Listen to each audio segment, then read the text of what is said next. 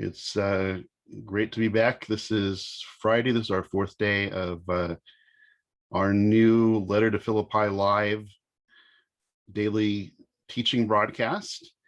And we're now streaming on Facebook and on Facebook Live. So I will pull up my notes here and we'll break into our study today. We'll be looking, starting at Philippians chapter 1, verses 12 will be our starting point.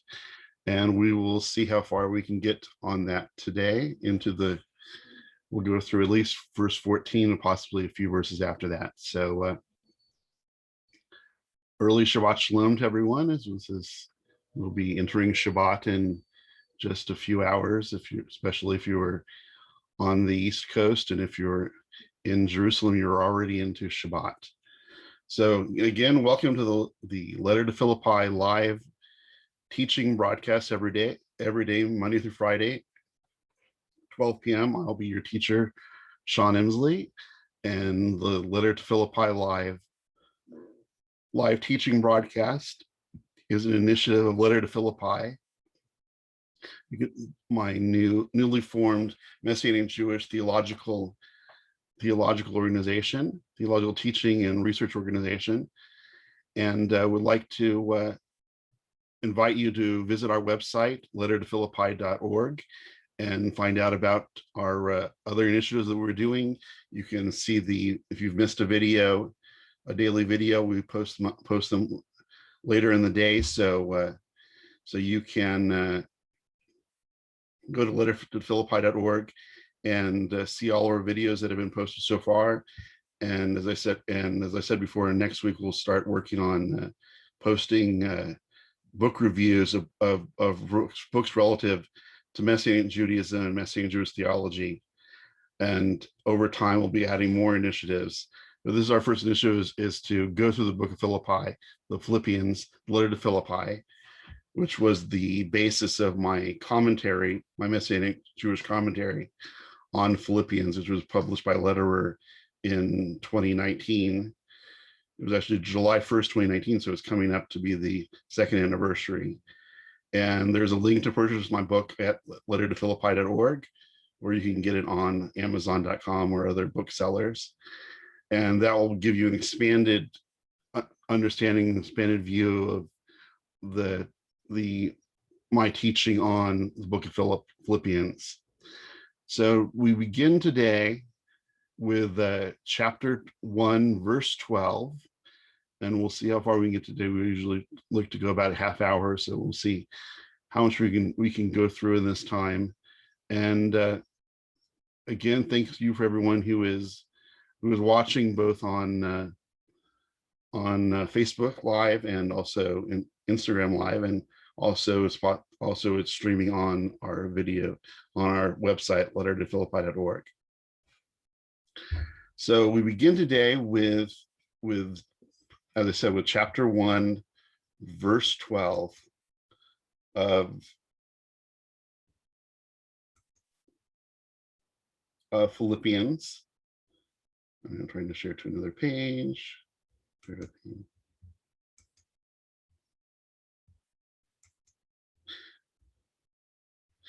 Okay, so we read in chapter 1, verse 12, "Now, brothers, I want you to know that what has happened to me has helped in advancing the good news." Paul here addresses the Philippians as brothers. And as I've been sharing throughout the study we've been doing this week, there's a deep love that Paul has for the Philippians and that the Philippians have for him, based in their working together for the good news of the Messiah. He uses the Greek word adelphoi, which can more fully mean brothers and sisters, for those who are concerned that he's just talking to the men of the community. But adelphoi represents the whole brothers and sisters in the community of Philippi. By referring to the Philippians as brothers and sisters, Paul is making clear this mostly Gentile community of Yeshua followers that they, like Paul and the other Jewish Yeshua followers, are in the same spiritual family, united in their shared connection with the God of Israel by trusting Yeshua as the Messiah. So Paul here, the the emissary to the Gentile world, speaks to this community, mostly Gentiles. As we've said, there's a very small Jewish community in Philippi. That actually there wasn't at this time. There was actually, as we see in Genesis, in Acts 16, there wasn't actually enough for a full community to have a synagogue. So there were just a few women who met down by the riverside to pray. So Paul here is calling these Gentiles to understand that they have been brought into the family of God by their faith, trust in Yeshua. They come as Gentiles, as righteous Gentiles, into the family of God, join with the people of Israel, join with the descendants of Jacob, but as redeemed Gentiles. Paul now transitions to current news on himself and the work of his ministry. So Paul in these first 12 verses has been sharing about basically giving his introductions and sharing about how much he loves the Philippian community. And now he moves into basically giving a report of his current condition. He shared his basic greetings, and now he is into sharing with them about what's going on in his current situation. Though it may seem counter to what we would understand today, Paul shares that his imprisonment was an excellent opportunity for him to share the gospel. Many people, and I know I would consider being imprisoned something that would be a difficult thing and a discouraging thing. But Paul here is sharing that his imprisonment was an excellent opportunity for him to share the gospel, that he is rejoicing in this opportunity to be imprisoned, because in that he's given a new opportunity, a new mission field to share the good news of the Messiah, a new group of people, as he is now in prison. Empowered by his faith in Yeshua, Paul looks beyond his own needs and sufferings to encourage the work of the good news of Messiah. Verse 13 we read, has become clear to the whole palace and to everyone else that is because of Messiah that I am in chains. Paul's most significant source of empowering and encouragement is that the good news of Yeshua is spreading and even influencing those in the emperor's palace. So even though he's imprisoned, he's rejoicing that because of this, the whole palace, the palace is becoming aware of his claims of the Messiah, and that he is in chains because of his faith in the Messiah. Not only is he just a prisoner in Rome waiting execution, he's there because of the Messiah, because of his claims about Yeshua. And he's rejoicing in that, even though he's in suffering and pain, imprisonment, he rejoices because of his imprisonment, there are more people in the Roman community that are hearing the good news and hearing that he is imprisoned because of the good news of the Messiah. Paul's imprisonment brought the good news of Yeshua to Rome, the heart of the Roman Empire. Paul brought a Jewish message to the heart of the pagan Roman world. And this is amazing that Paul is getting to go to the heart of the Roman Empire, the heart of the Roman world, in his imprisonment, and by his imprisonment, the message of the Messiah is being spread even by those who unwittingly are sharing the news by talking about that he is in prison because of his faith trust in Yeshua. Biblical scholar R. Kent Hughes stated about this: they, the Romans, heard the astonishing story of the long-promised Jewish Messiah, who was crucified as the Jewish scriptures predicted, and was resurrected as their Jewish scriptures predicted, and amazingly forgives sins through his death and resurrection. So this is powerful that Hughes is bringing together in this verse, that the Roman world is hearing the message of the Jewish Messiah because of this faithful Jewish emissary Paul, who was imprisoned in Rome, and imprisoned in Rome because of his faith, trust in Yeshua. And because of that, the message is going out about Yeshua, even though it is, as I said, that the message is going out because they're saying this man is being held in prison because of his faith in this Jewish Messiah, this man who died on the Roman cross, died a horrible death, is the one to give life. Paul made clear in Rome that the source of new life and life eternal was only available to both Jew and Gentile because of the work of the Jewish Messiah.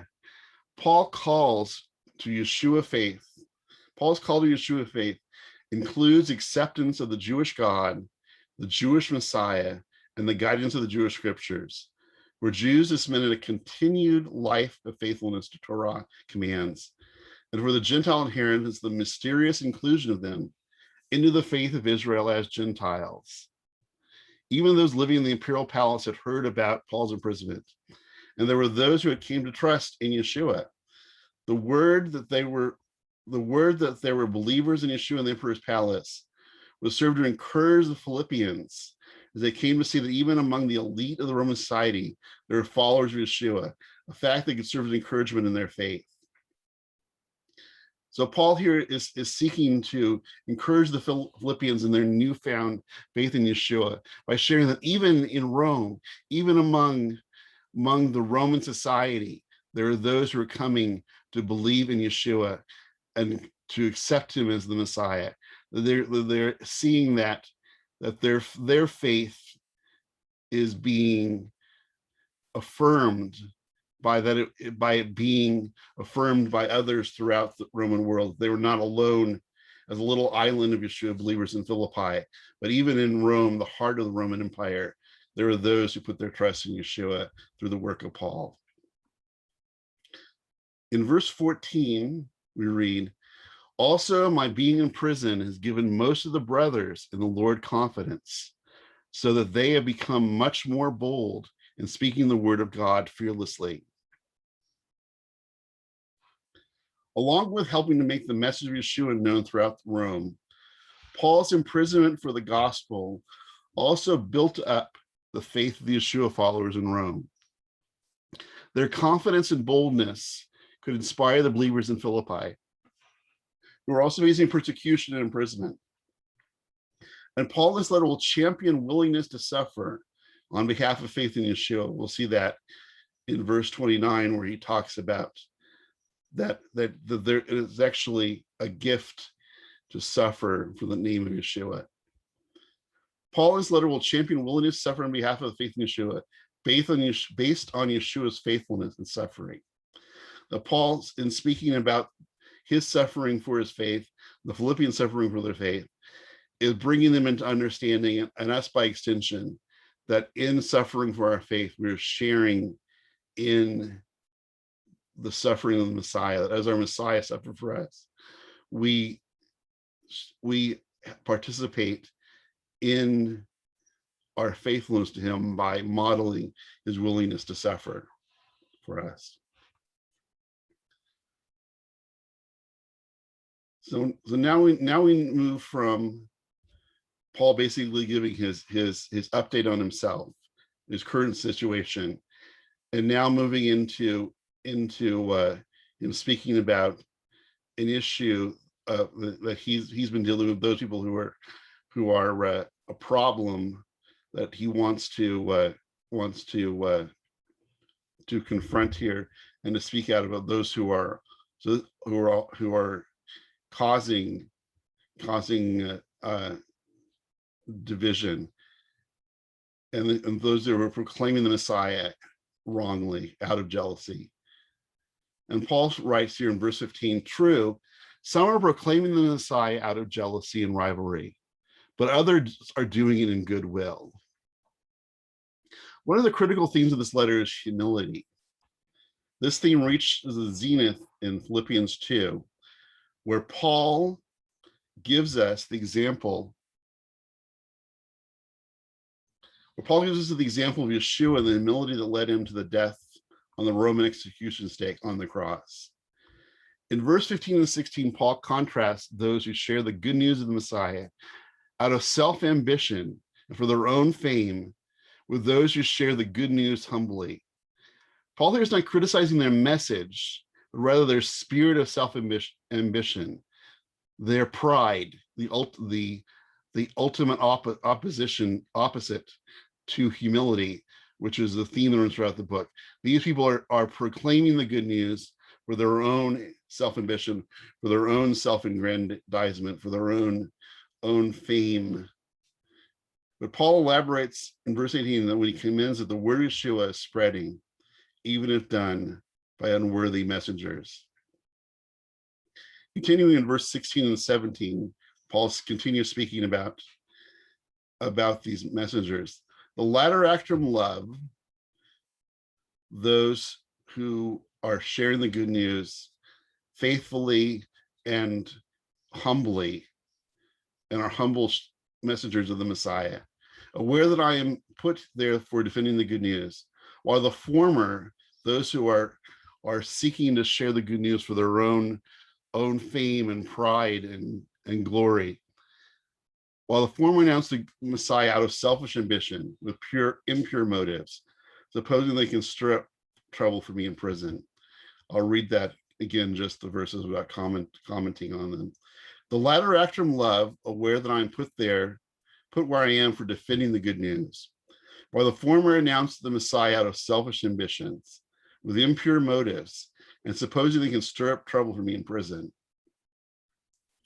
Some of the proclaimers of the good news were doing it out of impure motives, such as self-aggrandizement and criticism of Paul. There were those who were bringing the message of the Messiah. They were preaching for their own aggrandizement. Verse 18, Paul says, but so what? All that matters is that in every way, whether honestly or in pretense, the Messiah is being proclaimed. And in that I rejoice. Yes, I will continue to rejoice. Paul here does not excuse those who share the good news for impure motives, out of pride, out of self-aggrandizement, but focus on the sharing of the good news, where there is a false presentation of the good news, a proud, self-aggrandizing presentation of the good news. Paul will speak out forcefully and speak out against those who would bring a false gospel, a false message to it. But here the message is right, though the presenter has wrong motives. And Paul rejoices in the good news being spread. So Paul here is rejoicing that even though these preachers, these proclaimers of the good news are doing it for their own fame, for their own glory, the message of the Messiah is true there, even though there is a faulty messenger. There is a good message about Yeshua, but it's being transmitted by a faulty messenger. Like other Jewish teachers, Paul was willing to focus on the service performed to God, in this case, the sharing the good news. Though the motives of the presenters may be flawed, Paul was confident knowing that if the right message goes forth, lives will change for the better. In short, Paul focused on the content of the message, the good news of Yeshua, which is perfect and leads to salvation, and not the imperfect messenger. Paul knew that the people were coming to know God and becoming followers of Yeshua through the word of truth. Dr. David H. Stern put it this way: it is the gospel that saves, not the preacher. The insincere evangelist is storing up for himself judgment, but those who come to Yeshua because of his words have entered eternal life. Paul here is saying that there are those who are preaching the good news of the Messiah, who are sharing the word of the Messiah, the true word of the Messiah, but doing it for wrong motives, doing for motives of pride or self-aggrandizement or fame, to be a celebrity preacher, which Paul does say is wrong for them to do it out of pride, but rather not focus on humility. But Paul also is saying that there are those who are preaching the good news, preaching the true word of God, though doing it for their own glory. But then he says, but he also understands that the message is going out, and there are people who have come to faith, trust in Yeshua through teachers and preachers that were doing it for their own aggrandizement. Those who were flawed in many ways, but even though they were doing it for their own aggrandizement, they were doing it to be a celebrity preacher, celebrity proclaimer of the good news. The message got through, and lives were changed.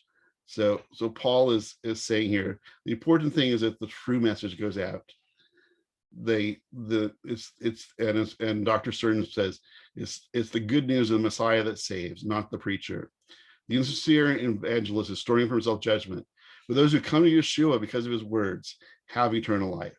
So Paul is saying, even those people are doing the work of sharing the Messiah wrongly for their own aggrandizement, for their own fame and glory, they were sharing words that led people to the Messiah, and he commends that the word is going out, even though people are doing it for their own aggrandizement, and also doing it out of pride rather than humility. They were proud proclaimers rather than humble proclaimers of the good news.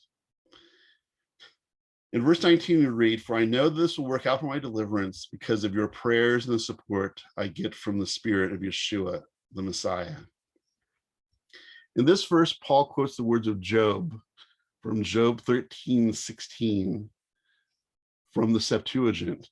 Taking Job's words to defend himself, declares faith in God's deliverance and apply to them his own life and situation as a righteous sufferer. As Job was an innocent victim of affliction and pain, Paul draws the example of Job to parallel his affliction in serving the Messiah. And he takes comfort from the example of Job's eventual redemption from suffering and renewal of life.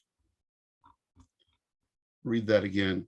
"For I know that this will work out for my deliverance because of your prayers and the support I get from Yeshua, the Spirit of Yeshua, the Messiah."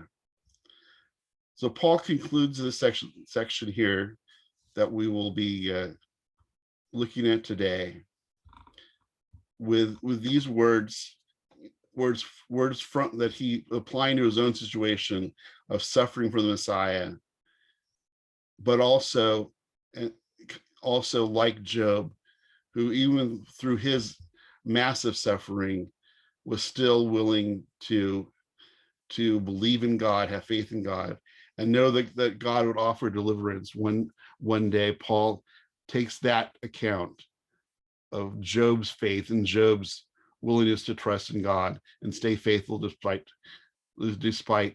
persecution and suffering. He applies that to himself in this time of reflecting on his current situation, suffering in prison. But he uses these words to share his faith and to confirm into the Philippians and to us by example the importance of continuing in our faithfulness to God despite the suffering of our lives around us. That God is faithful, as he was faithful to Job, as he was faithful to Paul, he'll be faithful to us. So that will conclude our study for today. We'll start up next week on Monday with chapter 1, verses 20. We'll be covering my favorite verse from the book, verse 21 of chapter 1, where Paul shares about that Yeshua is all in all his life, and that living for Yeshua is his core of his being. And as Dr.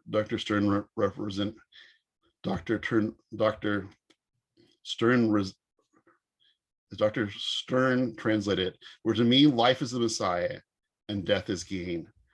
So we'll be looking at that starting on Monday. We'll be looking at Paul talking about his life in Messiah, reflecting on his impending execution and what that means for him, whether to die under the acts of the executioner, or to continue on in ministry, continue on doing the work of Messiah in the world. So I wish you all a early Shabbat Shalom. And for those who are already in Israel, you're already in Shabbat. So you're already there. And again, my name is Sean Emsley. This is the Letter to Philippi live broadcast that we do Monday through Friday at 12 p.m. Pacific time, 3 p.m. Eastern time. And I need to find out if it's 9 p.m. or 10 p.m. Jerusalem time. And you can find more about the work of Letter to Philippi, our new Messianic Jewish theological and biblical studies organization, at lettertophilippi.org. And you can go there to watch the videos you may have missed, and also find out about our other projects we're doing. As I said, we'll be starting the Messianic Jewish book reviews next week, and we'll be looking at different books reflecting on Messianic Judaism and topics related to the Jewish understanding of the scriptures of the New Testament, and how that reflects on building a Messianic Judaism for the 21st century. You can also go there and put in a prayer request. Want to be praying for you, along with teaching and sharing with you the insights that I've been learning on the book of Philippians, and also on the building of a strong, secure Messianic Jewish theology for the future. I'm going to be willing to pray for you, as Paul says in chapter 4 of Philippians, that our prayer, bringing all of our requests to God, shows our complete dependence on him. And in praying for you, I will be processing that work of taking everything to God in prayer, knowing that all that we have comes from him. And for those who would like to support this work, we have a link to make a donation to support the work of Letter to Philippi, as we are growing this new work. As I said, we started on Tuesday, so this is our 4th official day of doing this broadcast, the 4th official day of this new organization doing work among you. And again, Shabbat Shalom. It's great for those. I'm glad that people who are visiting. If you missed this broadcast or any other ones, you can just find the recordings under our teaching section at lettertophilippi.org. And that will include us for today. I will see you on Monday at 12 p.m. Pacific time, 3 p.m. Eastern time, either 9 or 10 p.m. Jerusalem time. I'll have to check that on my iPhone.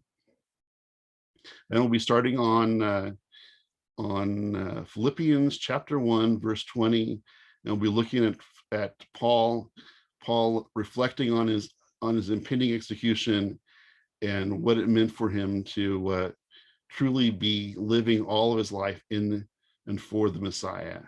So Shabbat Shalom, everyone. Thank you for watching. Blessings on you all, and that will conclude our time today. See you on Monday.